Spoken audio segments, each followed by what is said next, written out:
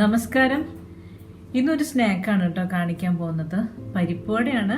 അപ്പോൾ പരിപ്പുവടയിൽ കുറച്ച് മസാലയൊക്കെ ചേർത്തിട്ട് നമുക്ക് അതിന് മസാല വടയൊക്കെ മാറ്റാം. അപ്പോൾ വളരെ സിമ്പിളാണ്, എന്നാൽ നല്ല ടേസ്റ്റുമാണ്.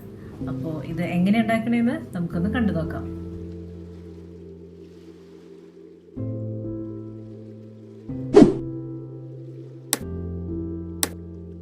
ഇവിടെ 2 കപ്പ് കടലപ്പരിപ്പ് ഞാനൊരു 3-4 മണിക്കൂർ വെള്ളത്തിലിട്ട് വെച്ചിട്ടുണ്ടായി. അപ്പോൾ ഇതിനെ നമുക്കൊന്ന് തരിതരിപ്പായിട്ടൊന്ന് അരയ്ക്കണം. അപ്പോൾ ഞാനിതൊന്ന് മിക്സിയുടെ ഗ്രൈൻഡറിലേക്ക് ഇടാണ്.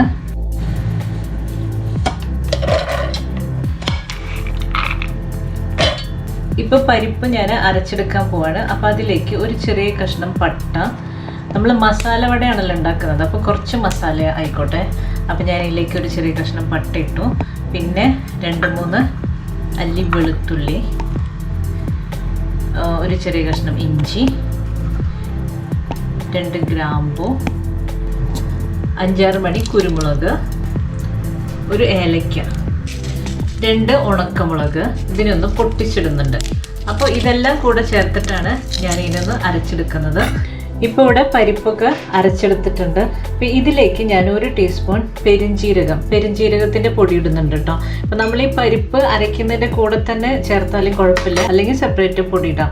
പിന്നെ ഞാൻ കുറച്ചത് മാറ്റി വെച്ചിരുന്നു, കാരണം നമുക്കിത് ഉണ്ടാക്കുന്ന നേരത്ത് അവിടെ ഇവിടെ കയറ്റി ഇത് അങ്ങനെ തന്നെ കിടക്കുന്നതാണ് നല്ല രസമല്ലേ. അപ്പോൾ അതും കൂടെ കിട്ടാൻ വേണ്ടിയിട്ടാണ് ഞാൻ കുറച്ച് മാറ്റി വെച്ചത്. പിന്നെ ഇതിലേക്ക് കുറച്ച് പച്ചമുളക്, ഒരു 3 പച്ചമുളക് ചെറുതായി അരിഞ്ഞതുണ്ട്, അതിട്ട് കൊടുത്തു. പിന്നെ ഒരു സവാള പൊടിയായി അരിഞ്ഞത്,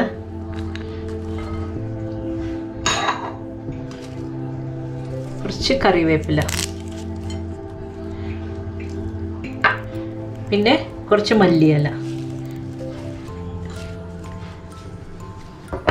ആവശ്യത്തിനുള്ള ഉപ്പ്. ഇത് നമുക്ക് നന്നായിട്ട് ഇതിനെ ഇളക്കി യോജിപ്പിച്ചെടുക്കാം. ഇപ്പം എല്ലാ ഇൻഗ്രീഡിയൻസ് ഇട്ടിട്ടുണ്ട്, നന്നായി യോജിപ്പിച്ചെടുക്കാം. വെരി സിമ്പിളാണ്.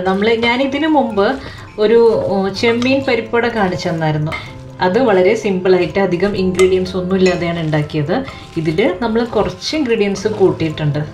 അപ്പോൾ എല്ലാതും നന്നായി യോജിപ്പിച്ചെടുത്തിട്ടുണ്ട്. ഇനി നമുക്ക് ഒരു ചെറിയൊരു പൊടിക്കൈ ചേർക്കുന്നുണ്ട്.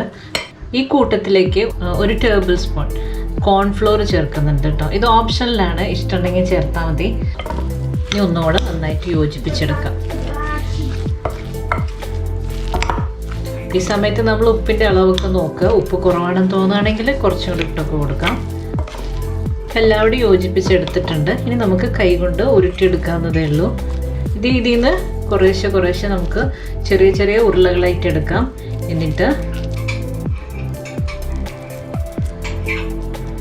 കൈ കൊണ്ട് ഇങ്ങനെ പരത്തി കൊടുക്കുക. നമ്മൾ പരിപ്പുവട ഉണ്ടാക്കില്ലേ, പരിപ്പുവട തന്നെ, അതിൽ കുറച്ച് മസാല ചേർത്തു മാത്രം. പക്ഷെ നല്ല ടേസ്റ്റാണ് കേട്ടോ. ഇങ്ങനെ ഓരോന്ന് ഉണ്ടാക്കിയെടുക്കാം.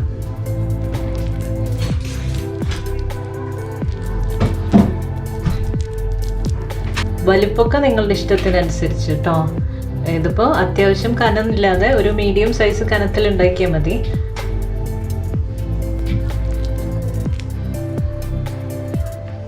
ഇവിടെ ഒരു പാൻ അടുപ്പത്ത് വെച്ചിട്ടുണ്ട്. വെളിച്ചെണ്ണയാണ് ഉപയോഗിക്കുന്നത്.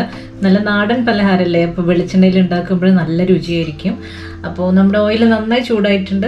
ഇവിടെ പരത്തി വെച്ചിരിക്കുന്ന ഓരോ വടേനെയും ഇതിലേക്ക് ഇട്ട് കൊടുക്കാം.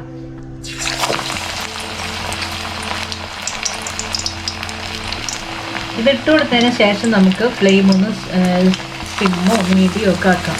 കാരണം ഇതൊന്ന് നമുക്ക് വെന്ത് കിട്ടണമല്ലോ.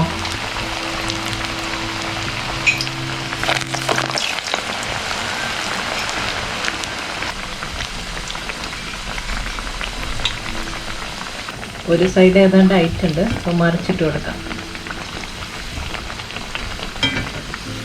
സാധാരണ ഉണ്ടാക്കുന്നതിനേക്കാൾ കൂടുതൽ ക്രിസ്പിനെസ് കിട്ടാൻ വേണ്ടിയിട്ടാണ് കോൺഫ്ലോർ ചേർത്തത്. അതിഷ്ടമുണ്ടെങ്കിൽ ചേർത്താൽ മതി, അത് ചേർക്കില്ലെങ്കിൽ നല്ലൊരു വട നമുക്ക് ഉണ്ടാക്കാവുന്നതേ ഉള്ളൂ.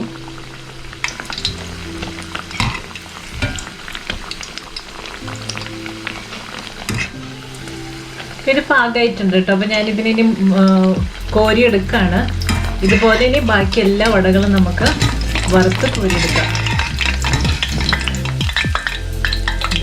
അടിപൊളി വട. ഇനി ഇതിപ്പോൾ ഞാനെല്ലാം കോരിയെടുത്തു. ഇനി ഇതുപോലെ ബാക്കിയുള്ള വടകൾ നമുക്ക് ഉണ്ടാക്കിയെടുക്കാം.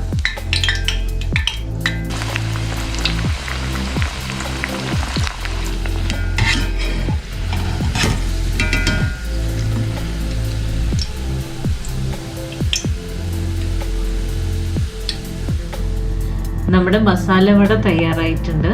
പരിപ്പ് വട ഉണ്ടാക്കുന്ന പോലെ തന്നെ നമ്മൾ അതിൻ്റെ കൂടെ കുറച്ച് മസാലകൾ ചേർത്തു മാത്രം. അപ്പോൾ വളരെ എളുപ്പം തന്നെയാണ് ഇത് ഉണ്ടാക്കാനായിട്ട്. എല്ലാവർക്കും ഇഷ്ടമായി കാണുമെന്ന് വിചാരിക്കുന്നു. അടുത്ത റെസിപ്പിയുമായി ഇനിയും കാണാം. നന്ദി, നമസ്കാരം.